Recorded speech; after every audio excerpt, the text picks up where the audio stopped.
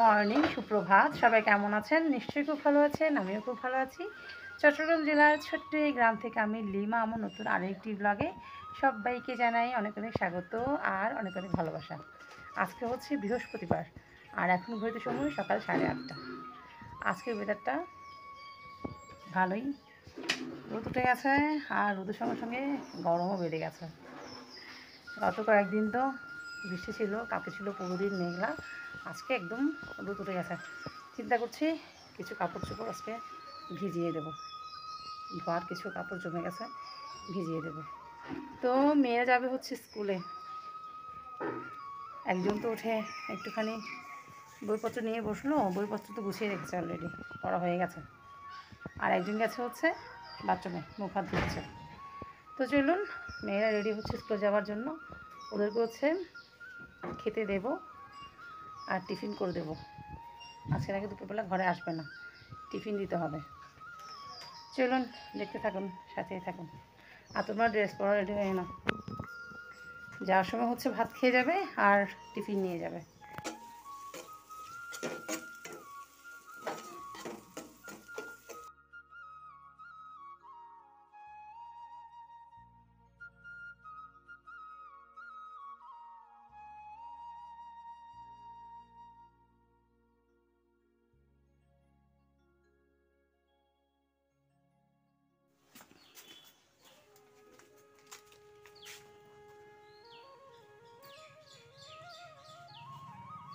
Tata.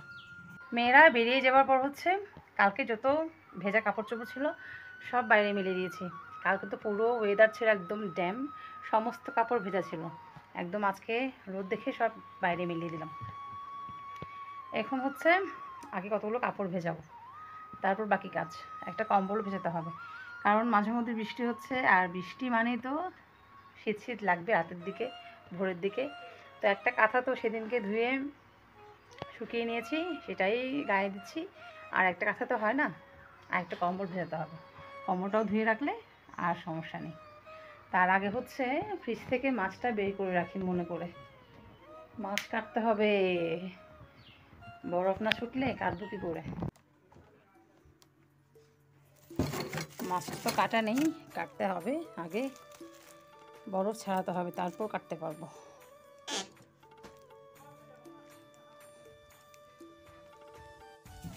এখানটায় থাক, যে গরম পড়ছে বেশিক্ষণ লাগবে না ছুটতে।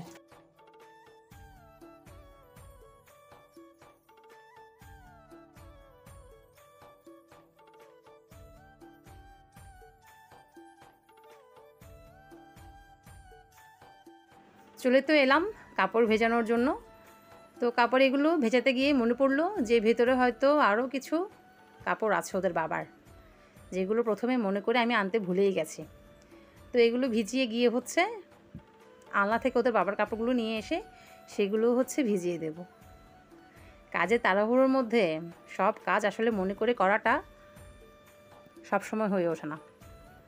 আর দেখবেন যখন তাড়াহুড়ো বেশি হয় তখন হচ্ছে কাজের ভুলটাও কিন্তু বেশি হয়। তো আমারও হয়েছে এই দশা।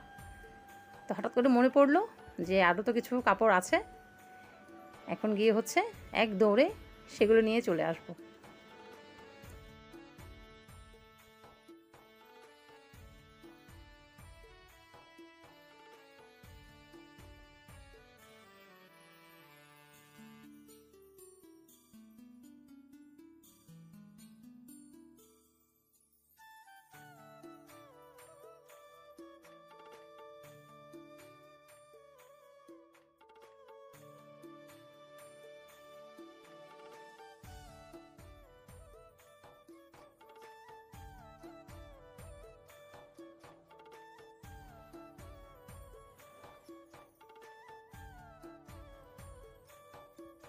ফোনের কাজটা শেষ করে হচ্ছে বিছানাপত্র ঘরদোর সব গুছিয়ে নিয়েছি।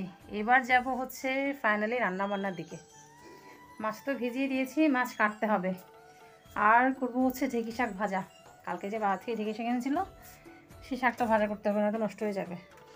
এই যে নিয়ে নিলাম হচ্ছে ঢেঁকি শাক। আর দেখুন গরম পড়তে না পড়তে আমার চোখ মুখের কী অবস্থা হয়েছে। গরম জিনিসটা একদমই সহ্য হয় না আমার, একদমই না। এতদিন তো ভালোই ওয়েদার ছিল, বেশ ঠান্ডা ঠান্ডা কুলকুল। গরম পড়তে পড়তে আমি একদম পুরো হাঁপিয়ে যাচ্ছি।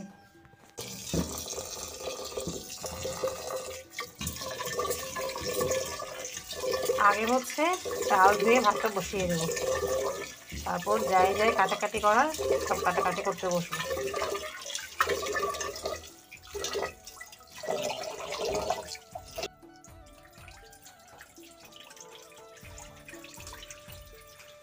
চুলোয় হচ্ছে ভাতটা বসিয়ে যাই যাই কাটাকাটি করার সব নিয়ে নিয়েছি। শাকটা তো ভাজা হবে, আর কাঁকরোল দিয়ে আলু দিয়ে হবে নারকেল দিয়ে মাছের ঝোল। ঝোলের মধ্যে হচ্ছে কাঁকরোল আলু সব দেওয়ার কারণ হচ্ছে কেউ কাঁকরোল খায় তো কেউ আলু খায়, এই জন্য।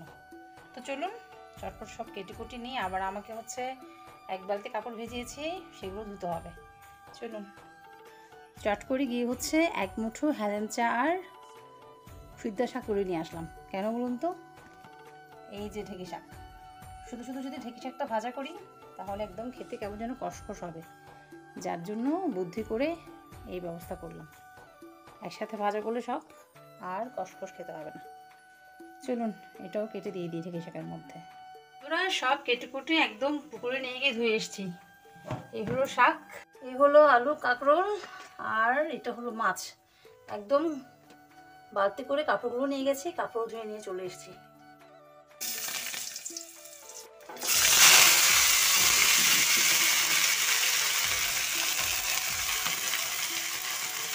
শাক ভাজাটা বসিয়ে হচ্ছে দিয়ে কাপড়গুলো ভেজে দিয়ে আসবো, এদিকে রোদ চলে যাচ্ছে।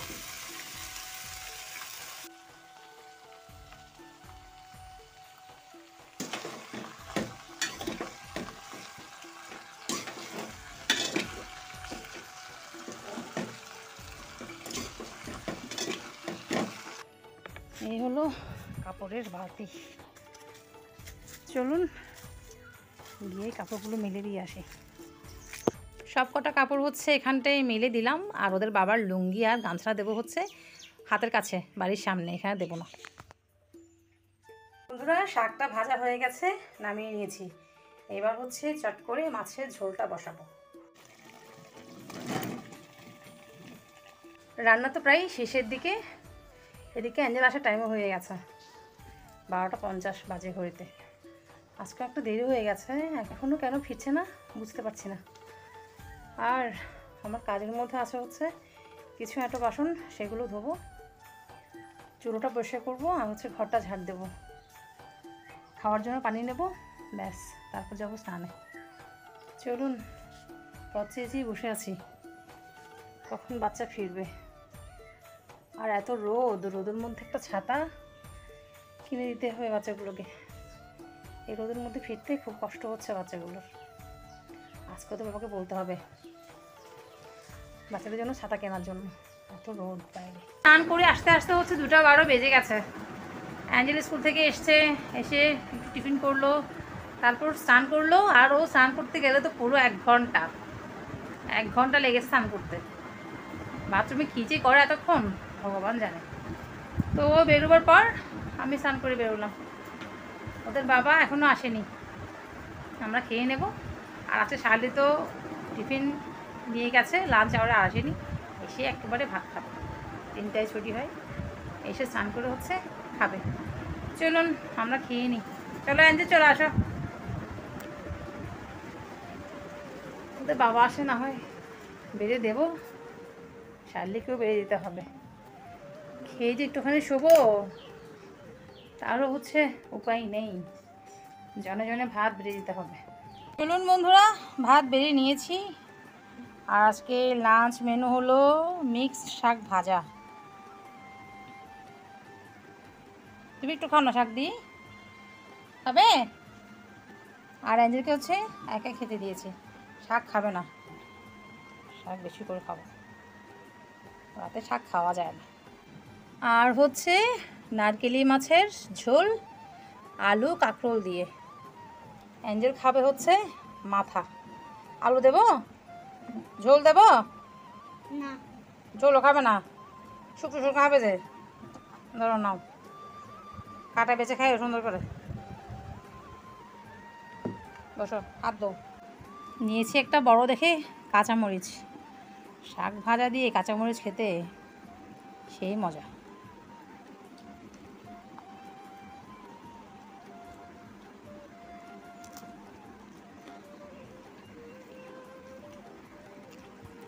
দারুণ হয়েছে শাক ভাজাটা। চলুন।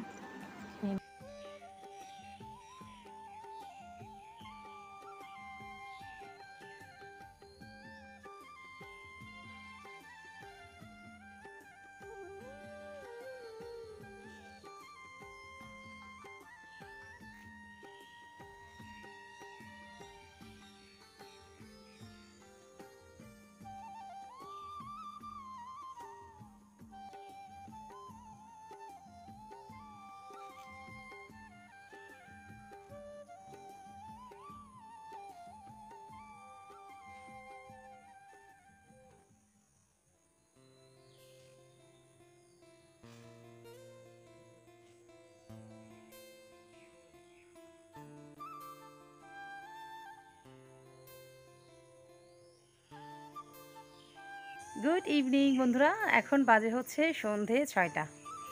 আর আমার সন্ধ্যার কাজ বলতে ঘর ঝাড় দিয়ে দিয়েছি, আর হচ্ছে কাপড় ছিল বাইরে, সেগুলো তুলে নিয়েছি।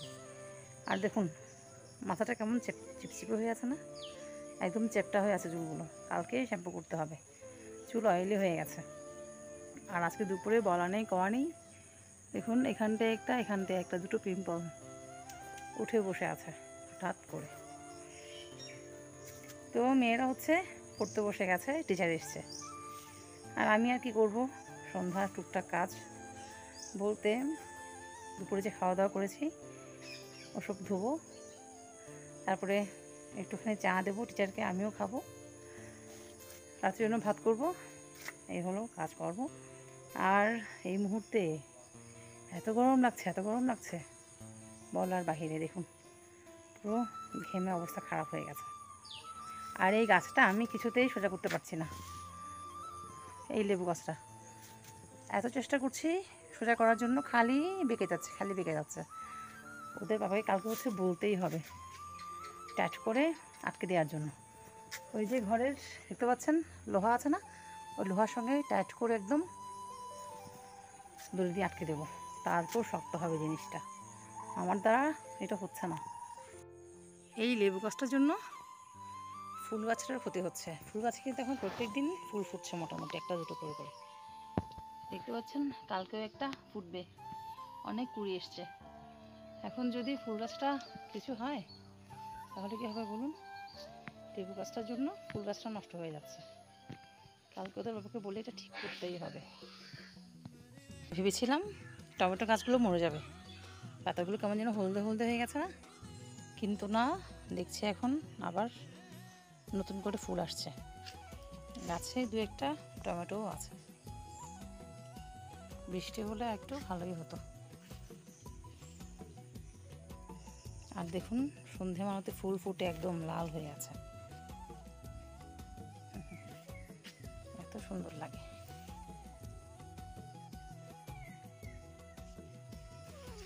এখানে একদম দু রঙা।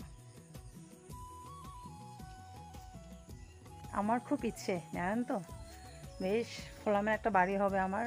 বাড়ির চারপাশে আমি ইচ্ছে মতো ফুলের গাছ লাগাবো, ফলের গাছ লাগাবো, সবুজে চারদিকে ভরে থাকবে। কিন্তু ইচ্ছে হলে তো উপায় নেই, কিছুই হয় না। এমন একটা জায়গায় ঘরটা, কোনো বাড়তি জায়গা বলতে এই মুহূর্তে নেই।